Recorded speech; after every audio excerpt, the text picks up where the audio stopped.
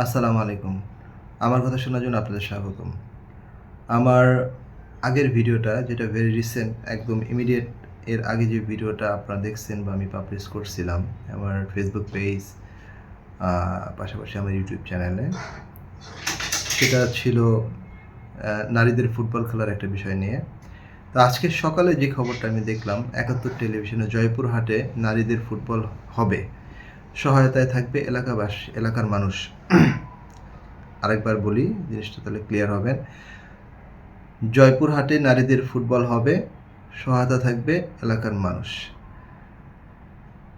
এবং এলাকার মানুষ বলতে যেই মাদ্রাসার শিক্ষকরা তাদের ছাত্রদেরকে নিয়ে বা তাদের ওই এলাকার তৌহিদি জনতা বলতে যাদেরকে বুঝাইছে উনি আর কি, ধর্মপ্রাণ মুসলমান, তাদেরকে নিয়ে যে ওই ফুটবল খেলার মাঠে যে হামলা চালাইছিল, ওই মাঠের চতুর্দিকে যে টিনের বেড়া ছিল সেটা যে ভাঙচুর করছে এবং খেলার আয়োজনটাকে পণ্ড করে দিছিল, তো সেটা নিয়ে আমি একটু বিস্তারিত কথা বলছিলাম।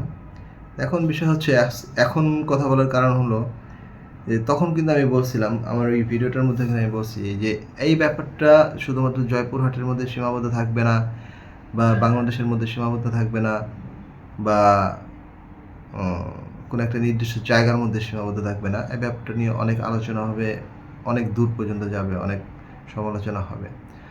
হয়েছেও তাই, কারণ এটা হওয়ার মতো একটা বিষয়। ইম্পর্টেন্ট বিষয় হচ্ছে যে এখন যারা এই খেলাটাকে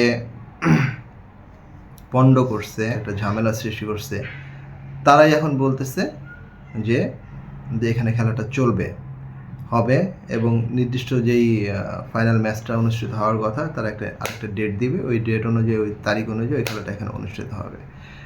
এবং তারা দেশবাসীর কাছে ক্ষমা চাইছে এবং লজ্জা প্রকাশ করছে। তাদের কথাটা এরকম, দেশবাসীর কাছে ক্ষমা চাচ্ছি, আমরা লজ্জিত। এই লজ্জিতটা যে আমাদের হইতে হবে আর এই ক্ষমাটা যে আমাদের চাইতে হবে, আমরা লজ্জিত হব কেন আর আমরা ক্ষমাই চাইব কেন? আবেগ দিয়ে তো সব কিছু করা যাবে না, এরকম আবেগ থাকা তো ভালো না। এটা বাংলাদেশ একটা স্বাধীন সার্বভৌমত্ব দেশ, এদেশের একটা সংবিধান আছে, এদেশের আইন কানুন আছে এবং এদেশের আইন কানুন বর্তমানে অনেক বেশি মডারেট, অনেক আধুনিক। সুতরাং যে দেশের সরকারিভাবে বা রাষ্ট্রীয়ভাবে একটা জিনিস বৈধ আর সেই জিনিসটাকে আমার পছন্দ হইল না দেখা আমি ঘোষণা দিলাম এটা অবৈধ, এটা করা যাবে না এবং আমি এখানে গ্যাঞ্জাম ফ্যাসিলিটি সৃষ্টি করলাম, এরকম কাজ যদি আমি করতে করি, তাহলে আসলে আমি শুধু ক্ষমা চাইলেই বা লজ্জা প্রকাশ করলেই যে আমি মাফ পাওয়া যাবো, ব্যাপারটা এরকম না। বাংলাদেশের মানুষ সবাই মিলেমিশে থাকতে পছন্দ করে এবং বাংলাদেশের মানুষের একটা পরিচয় আছে সারা পৃথিবীর মানুষের কাছে, সেটা হচ্ছে গিয়ে বাংলাদেশের মানুষ অত্যন্ত অতিথিপরায়ণ এবং খুব বেশি মাপের আন্তরিক।